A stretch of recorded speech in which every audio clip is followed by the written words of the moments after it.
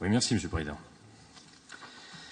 Il nous est demandé d'approuver le projet d'agence régionale de la biodiversité en tant que structure et de poursuivre sa préfiguration avec pour objectif, entre autres, la finalisation du tour de table afin d'asseoir la gouvernance de ce futur établissement.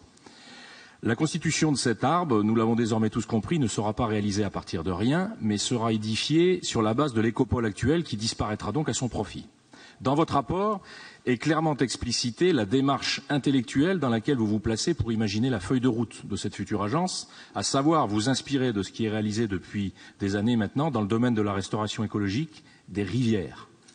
Vous souhaitez, donc à l'instar de la politique de l'eau, la création d'une maîtrise d'ouvrage pour permettre l'émergence de projets de préservation et de restauration des espaces et des espèces. Cette démarche consiste donc sur le papier à la transposition des moyens d'action de la politique de l'eau au milieu sec, rien à dire là-dessus, c'est-à-dire en clair les milieux secs, les champs et les forêts. Objectif pour la future arbre étant de former et de mettre en réseau une ingénierie au service des EPCI, mais dédiée à la biodiversité terrestre. Vous faites vous-même, dans ce texte, le constat lucide que la configuration de l'écopole tel qu'il était constitué, c'est-à-dire essentiellement un regroupement d'associations naturalistes, n'est plus adaptée, sous la forme souhaitée dans le futur, à la réalité du fonctionnement de l'arbre. Car, je vous cite, elle pose la question de la représentativité, de la diversité des acteurs, de la pertinence à agir sur des champs autres que l'éducation à l'environnement, ça contredit un petit peu ce que vient de dire l'interlocuteur précédent, et puis notamment sur le secteur agricole. Parfait, ce constat nous convient tout à fait.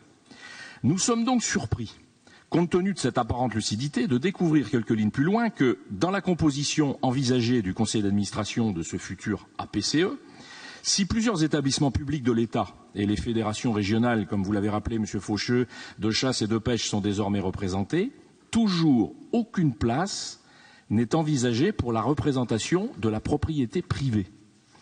À la lecture de votre rapport, il est à craindre en effet que ce projet ambitieux méconnaisse un élément déterminant de sa future efficacité, à savoir que contrairement à la majorité des espaces concernés par la politique de l'eau, sur laquelle vous appuyez votre raisonnement, les espaces qui intéresseront la RB ne sont pas du domaine public, mais en très grande majorité du domaine privé. Les possibilités d'intervention n'y sont pas les mêmes.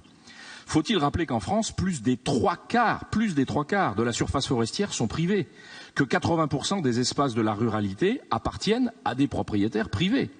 Faut-il rappeler également que la sauvegarde et le maintien de la biodiversité ne se font jamais et ne se feront jamais dans les officines des associations de protection de la nature, mais sur le terrain, dans les friches, dans la rhizosphère, l'argile, la tourbe et dans les eaux troupes des marigots. Et les ayants droit juridiques et financiers du foncier, de ces espaces par lesquels vous devrez passer, ce sont les propriétaires privés. Alors pourquoi ne pas les intégrer de facto dans la conception de cette agence ? Ne serait-ce pas là une bonne occasion de démontrer la réalité dans les faits de cette démocratie participative dont, pardonnez-moi l'expression, vous nous rabattez parfois un peu les oreilles. Il est étonnant de constater, M. Faucheux, en 2017, que les concepteurs de projets régionaux envisagent toujours, dans la droite ligne idéologique des années 70, l'écologie et l'action sur l'environnement en général comme une chasse gardée de l'univers associatif, du monde de la recherche et des établissements publics. Une sorte de domaine réservé de la connaissance et de l'action qui ne pourrait être que décidé, élaboré et imposé par le haut. Vous faites plus haut le constat qu'un effort important reste à faire sur la mobilisation citoyenne pour la biodiversité.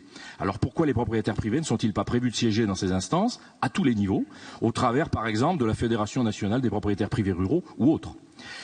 D'autre part, et pour en terminer, dans la convention présentée en annexe de ce rapport, la constitution d'un comité de suivi est prévue pour s'assurer de l'état d'avancement et de la diffusion des résultats à l'ensemble de la communauté publique, c'est votre terme. À ce stade, nous ne connaissons pas évidemment sa constitution, mais nous pensons que raisonnablement, dans une logique de transparence, il serait normal et bienvenu que des élus de l'opposition soient intégrés à ce comité de suivi.